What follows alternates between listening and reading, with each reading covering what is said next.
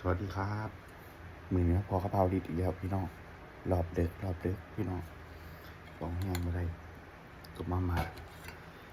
ใส่ลูกโดดพอมาต้องเอาลายกระเพราดิดตึงเลยพี่น้องควรเลย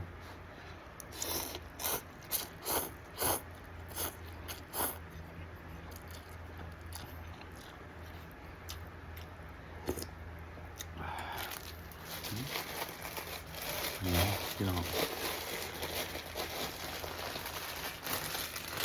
สูตรเก่าพี่น้องสูตรเก่านี่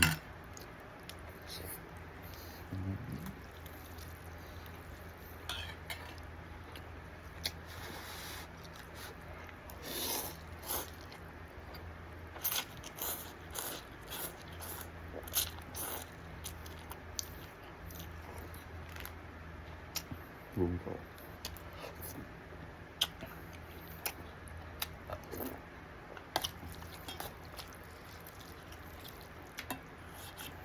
สีพี่น้อง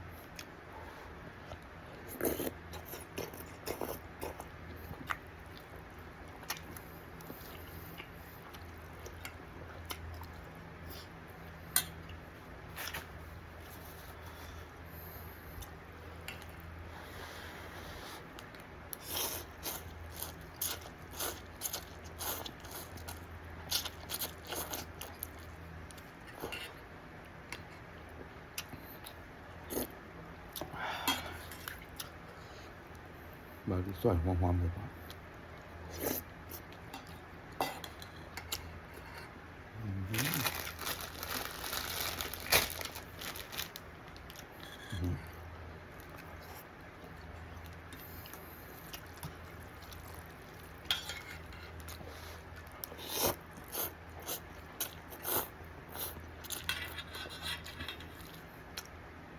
ลูกเดินพี่น้อง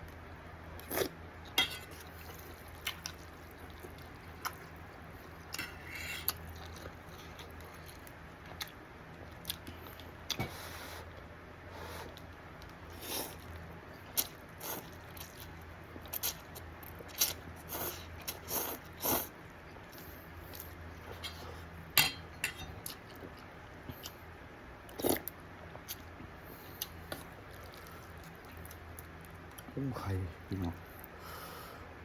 ไข่แดง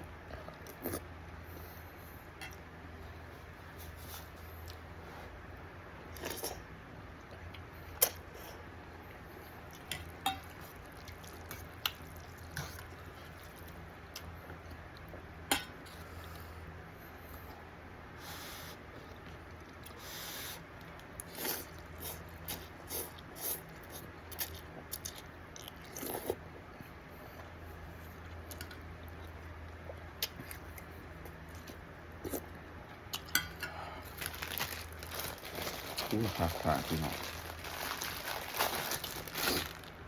มีงูงามนี่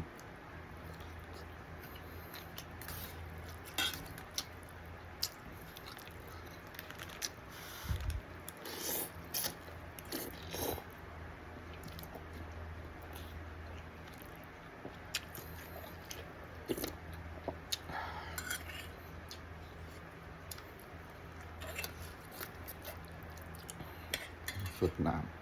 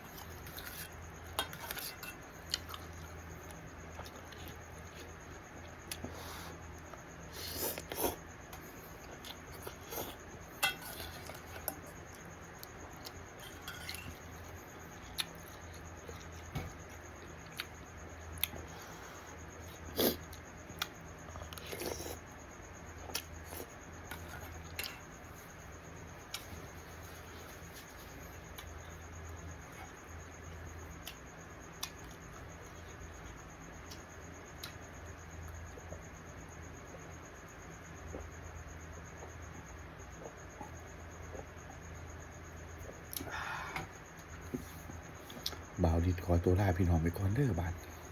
เอาแห้งมาเลยพี่น้องสวัสดีครับ